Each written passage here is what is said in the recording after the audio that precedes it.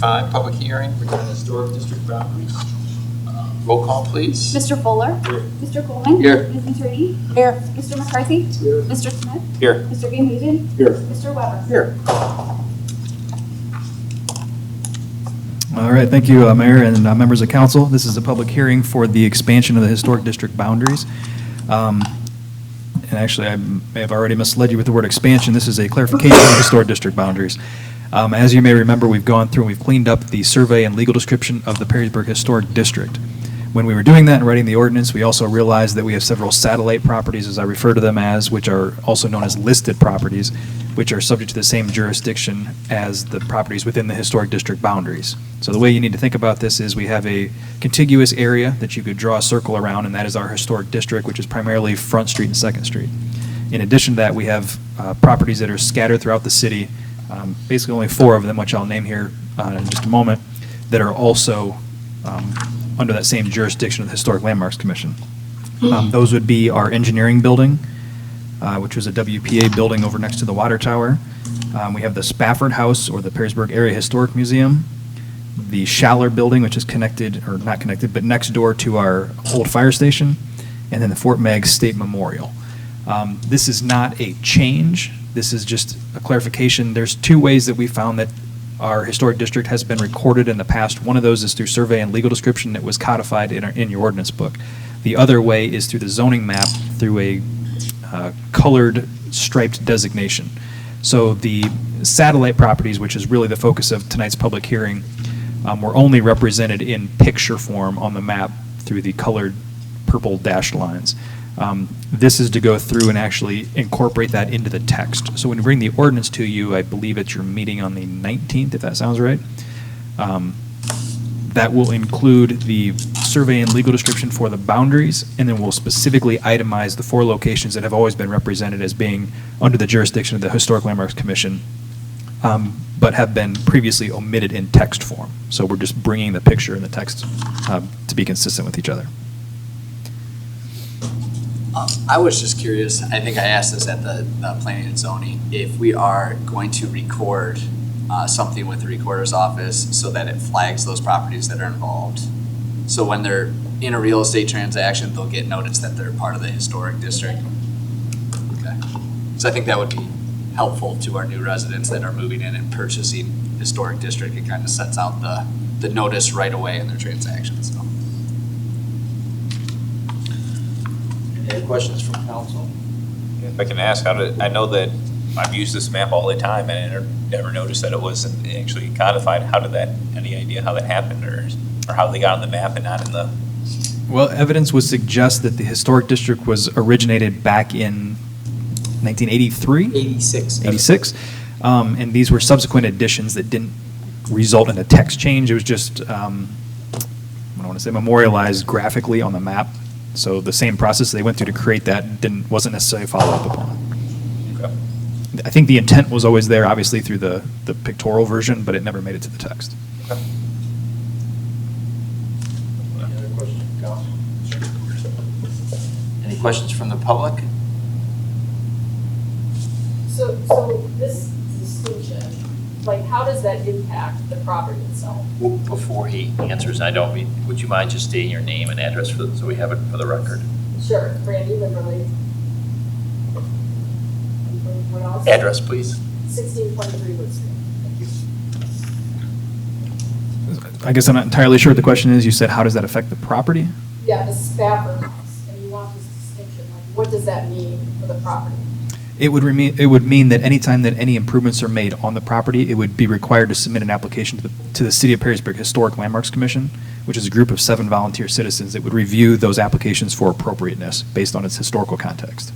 How does that impact the surrounding properties? It provides you notice of improvements and the opportunity to speak for or against those improvements. And currently, the Perrysburg Historic Museum has been treated as such. We're just, like I said, bringing that into the text format as well. I think also to clarify, your properties would not, the adjacent properties would not become part of the historic district. Correct. This is specifically to the grounds and structures of the museum itself. Just the structure, not the property? No, the grounds and the structure.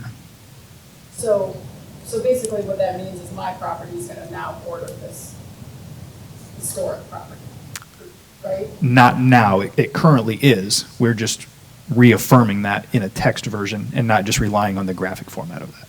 Okay, so that has no impact on my property, Correct. even though we share a border. Correct, yes.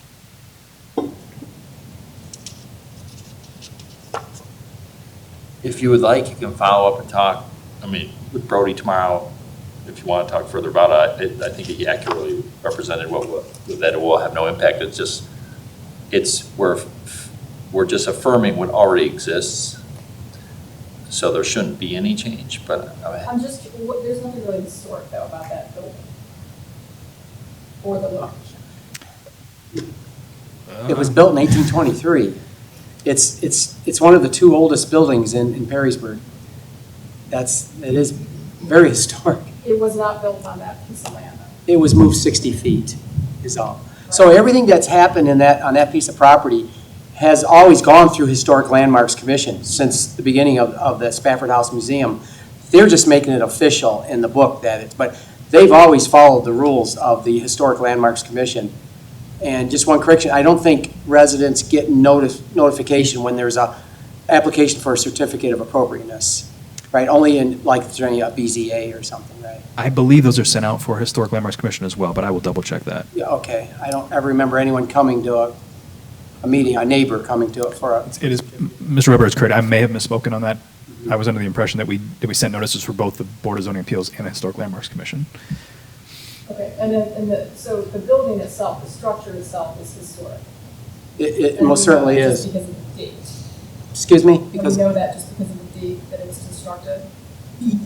Well, yes, but it was also the Spafford family lived there, and, which was, Amos Spafford was the one that named Perrysburg.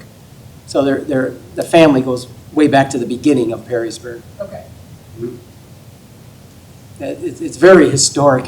Stop by the museum sometime. There's a lot to see, and there's a lot of good history. It's really, there's nothing inside of it that's historic though.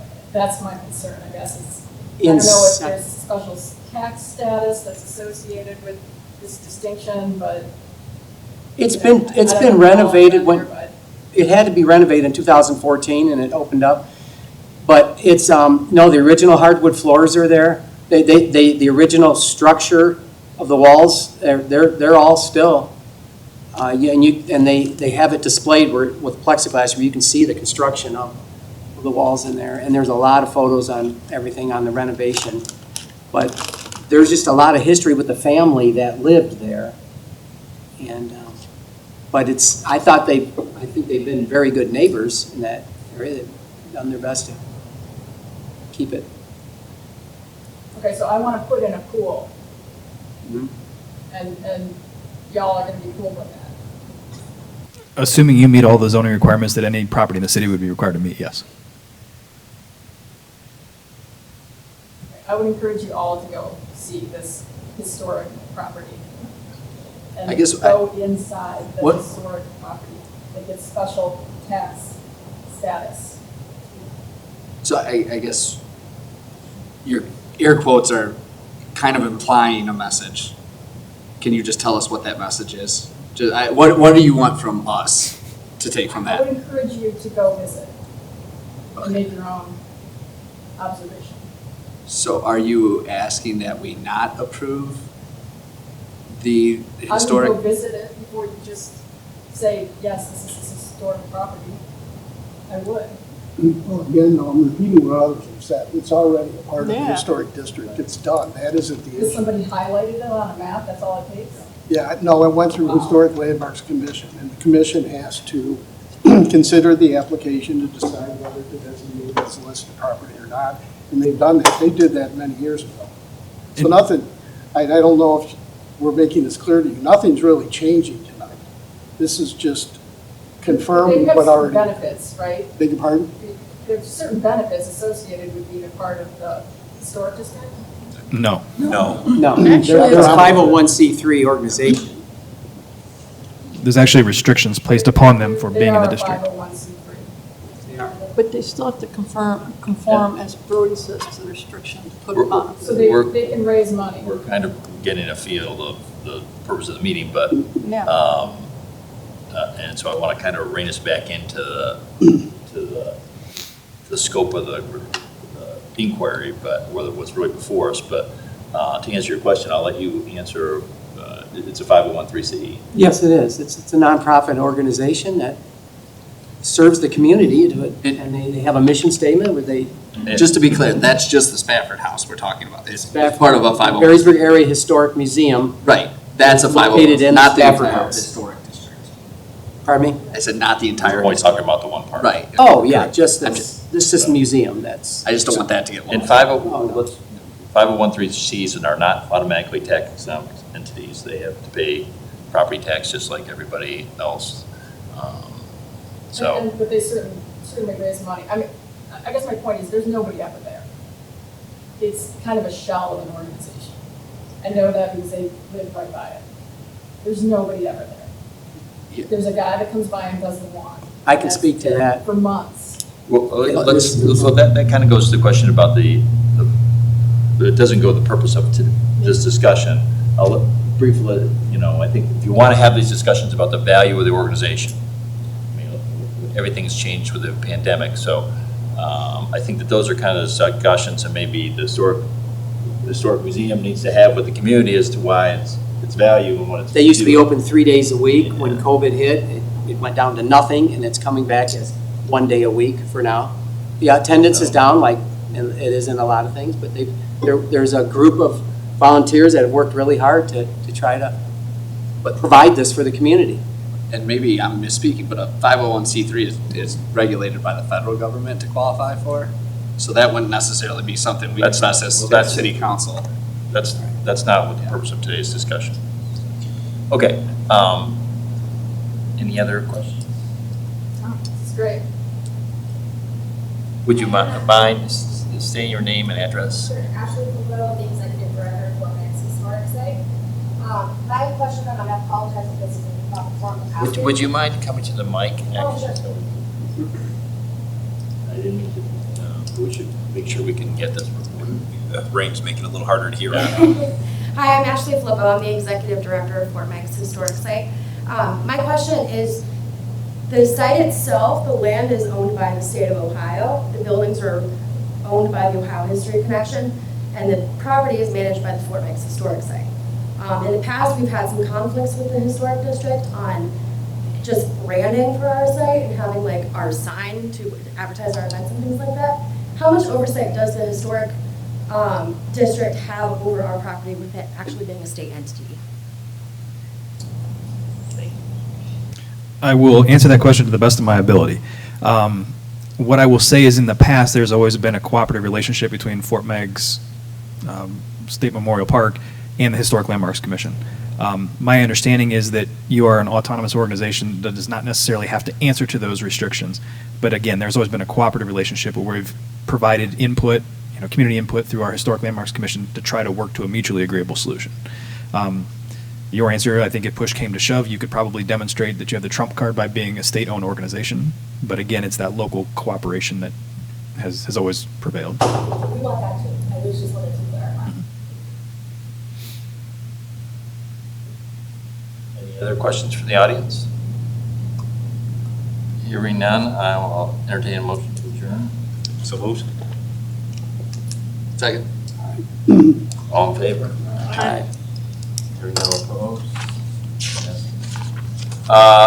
Let's move right into the 6 o'clock public hearing regarding the possible code amendments. Zoning plans amendment. Oh, roll call, sorry, my bad. Mr. Fuller. Here. Mr. Coleman. Here. Ms. Matroni. Here. Mr. McCarthy. Here. Mr. Smith. Here. Mr. Van Duzen. Here. Mr. Weber. Yeah, here. Yeah, sorry. All right, thank you. This is the public hearing to hear a couple code amendments. This would be to Chapter 121502, the definitions, and Chapter 1225.08, which is a land use and base zoning district table. This involves the issue of a catering business. Those of you may be familiar with the Extra Virgin food catering service business, and Mr. Greg Rufty he had presented an application, which you should have there in front of you, to the Planning Commission for consideration of the creation of two new definitions. Those would be catering on-premise and catering off-premise, and then associating the charts for those to indicate whether those are not allowed, permitted uses, or special approval uses. Mr. Ruffey did not feel that his business of Extra Virgin, Seven Little Cupcakes, and I'm blanking on the third one at the moment, Super Suppers, fit any of the definitions that we had for restaurant or food service or food production. So he had proposed to the Planning Commission to add these two uses of catering on-premise and catering off-premise. This was reviewed by the Planning Commission on the March 31st meeting. They recommended against this particular proposal unanimously 5-0. There were some advancements made, and I think some additional information will be coming forward, but on this particular proposal that's in front of us, that was not recommended by the Planning Commission, nor my office. Any questions from council? So if I can, it looks like there's a couple changes is that recommended changes if this passes on that last page? I believe that's correct. The applicant, as far as I understand, Mr. Greg Ruffey, is still supportive and is proposing the changes as shown there in yellow in your packets. But the Planning Commission did say that if something were to be approved as this moves forward in any form of modification, that they would want to see these three particular changes made. That's specifically for the catering on-premise aspect of it, or is that just? I believe that was for my memory is correct, it was for the catering on-premise and off-premise. I think that's correct. Becky to try and confirm that his recollection as well, but I think the Planning Commission has spent a lot of time discussing this, and we felt that there was a solution with some changes. But everybody was unanimously opposed to what was currently presented, but everybody felt with some changes there was a solution. Essentially, council could make some of these changes. Council can certainly make those changes after, and that was, I think, the anticipation was that the Planning Commission was sending some recommendations for council to consider, but council certainly had the choice as to whether those were choices they wanted to make. And to clarify, that the next step of this proposal would be to present that to the Planning and Zoning Committee of Council, where they can kind of do the heavy lifting for the rest of council, and then maybe suggest something that would be workable.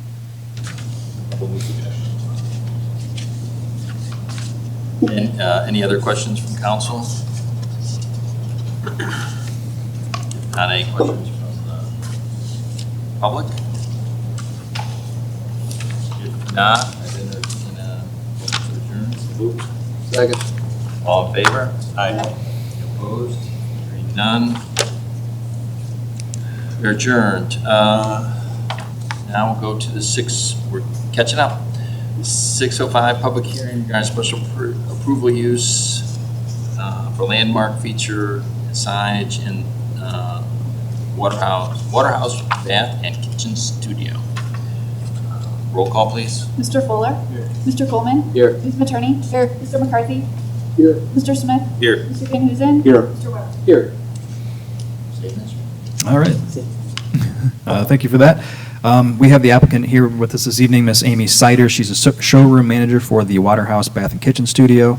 The approval, or the request before you this evening, is for landmark features and signage. This was a unique portion of the code that was implemented several years ago to allow signs and/or features that would normally be prohibited by the zoning code, or perhaps were not contemplated by the zoning code in some cases, to be approved with a special approval use that is granted not by the Planning Commission, but by City Council.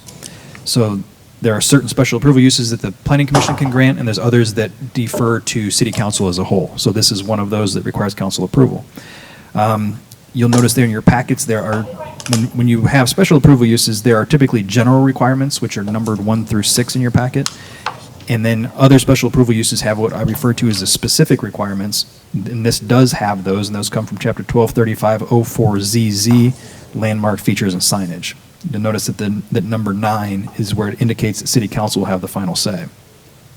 What is unique about this particular application is that, or any application for a landmark feature or signage, that if an applicant is granted approval from city council, that precludes someone within 1,000 feet of making a successful application for another landmark feature or signage. I remember the logic when this was approved is that if everything is a landmark, then nothing is a landmark. So these were supposed to be very strategic, purposeful installations that would, bring the community together, would represent history, significance, what I want to say, just a general public benefit. So Waterhouse is proposing a large mural on the side of their building. This would be on the east facade of the building, which would face Speedway. And I think everybody's familiar with that, but it's the Speedway there on Indiana Avenue. There are some color photos in here of what the group has proposed to have installed on the side of that building. And I believe, let's see here, the vote from the Planning Commission was 3 in favor, 1 against, and 1 abstention. And my office did not make a recommendation. This was not a planning issue. This was a community preference issue, so we did not weigh in.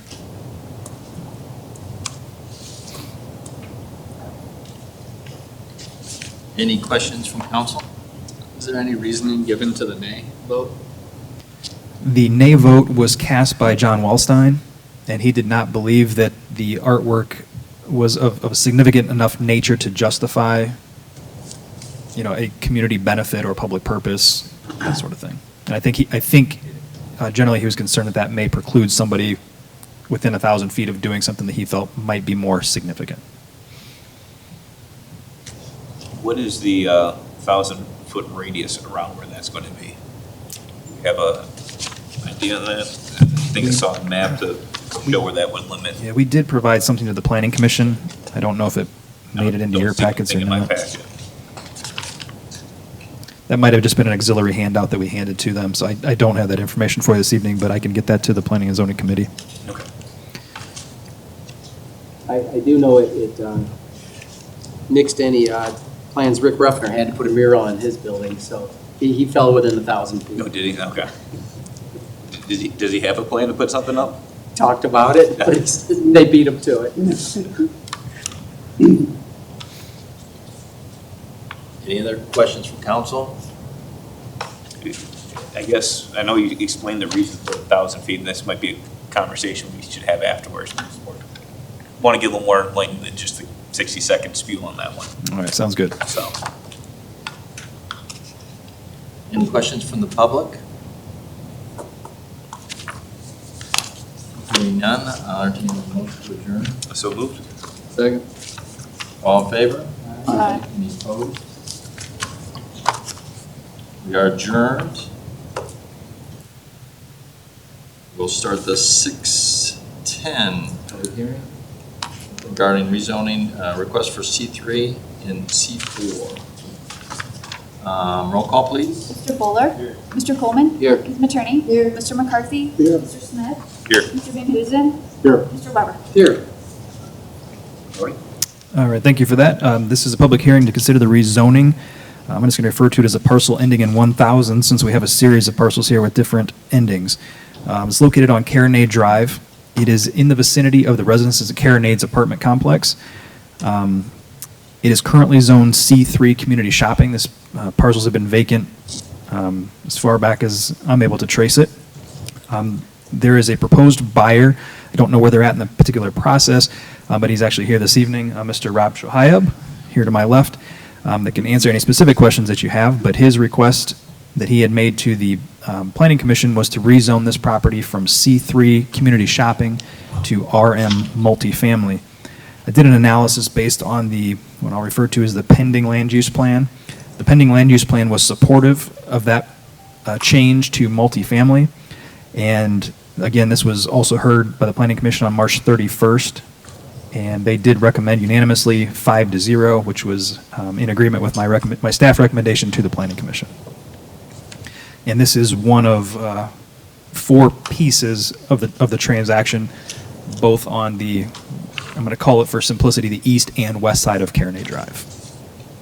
So then the next 3 public hearings will seem eerily similar to this one. Any requests from council? Any questions?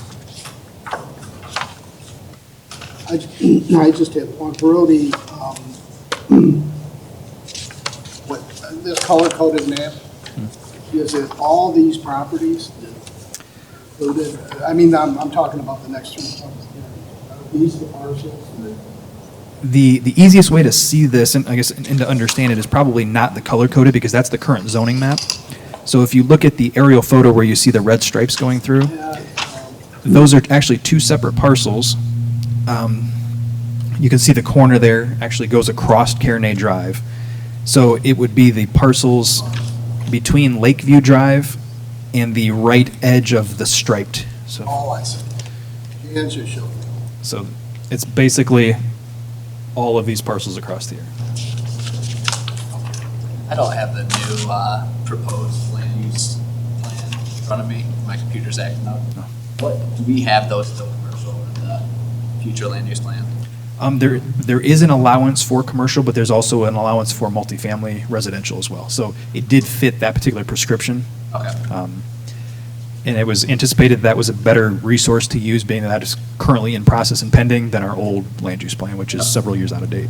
Pretty much all the adjacent properties will be residential, multifamily, and commercial. It's the apartments at Kirinade and then the backside of like Casa Baron.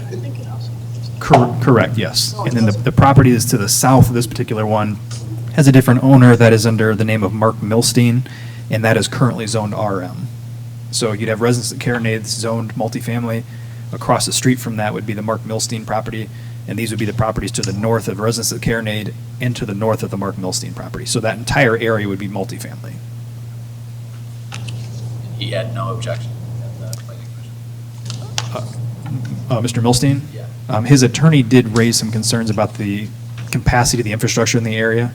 That may have been related to them currently being the only vacant multifamily parcel in the city, and now a rezoning would, what do I want to say, dilute the pool of multifamily. Okay. So maybe a little bit of supply and demand issue there. I get what you're saying.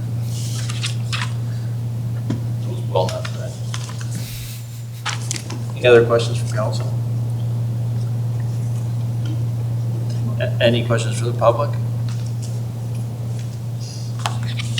If not, I'll entertain a motion. So moved. Second. All in favor? Aye. Any opposed? Not, the adjourned. Start the 6:15 public hearing.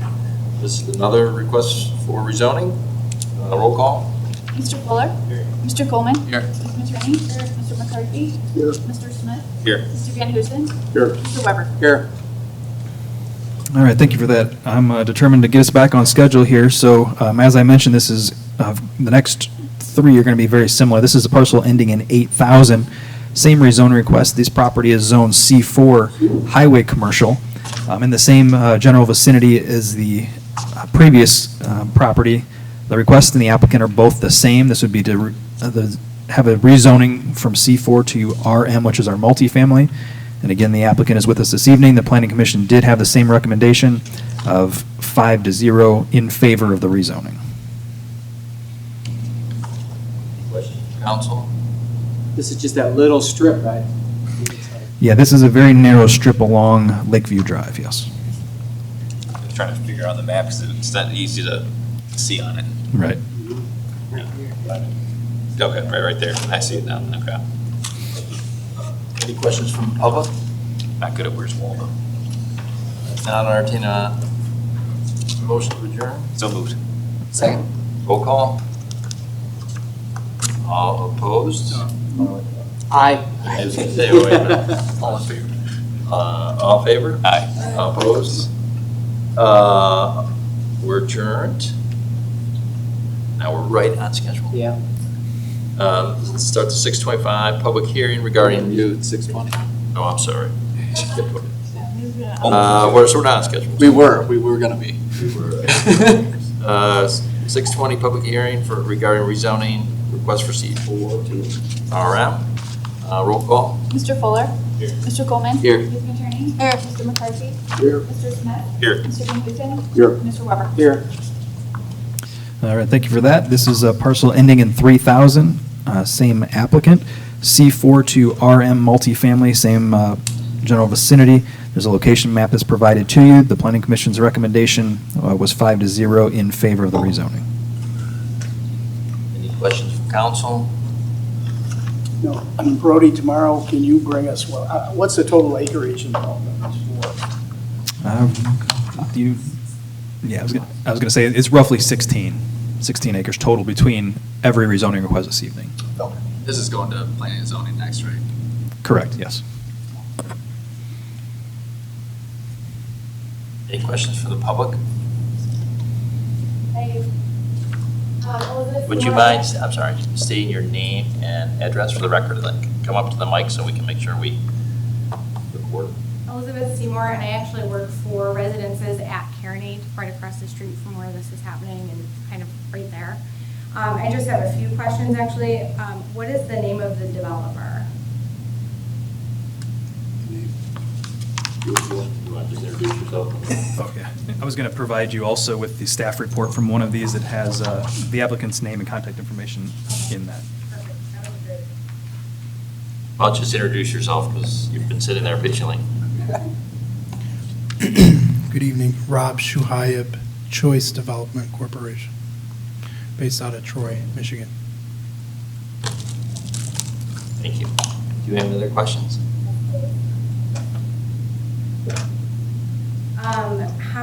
When is it going to be started getting built?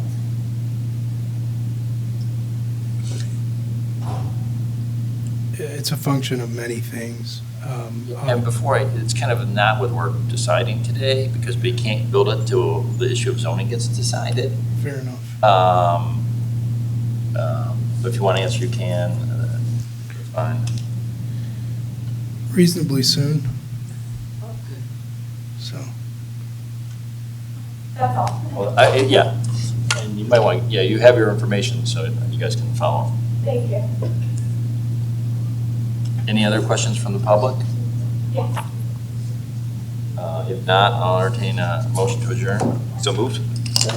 All in favor? Aye. Any opposed? Okay, last one. We got time for council at least. 6:25, public hearing regarding rezoning request C3 to C4. Roll call. Mr. Fuller? Here. Mr. Coleman? Here. Ms. Matroni? Here. Mr. McCarthy? Here. Mr. Smith? Here. Mr. Van Huzen? Here. Mr. Weber? Here. All right, thank you, Mayor. This is a parcel ending in 2000. Probably tired of hearing me say the same applicant, same request. This is C3 and C4 to multifamily. Same recommendation from the Planning Commission. It was recommended for approval 5-0, matched the staff recommendation to them as well. This is the property that also spans Carinade Drive as well. Thank you. Any questions from council? Any questions from the audience? If not, I'll entertain a motion to adjourn. So moved? Second. Roll call. Aye. Any opposed?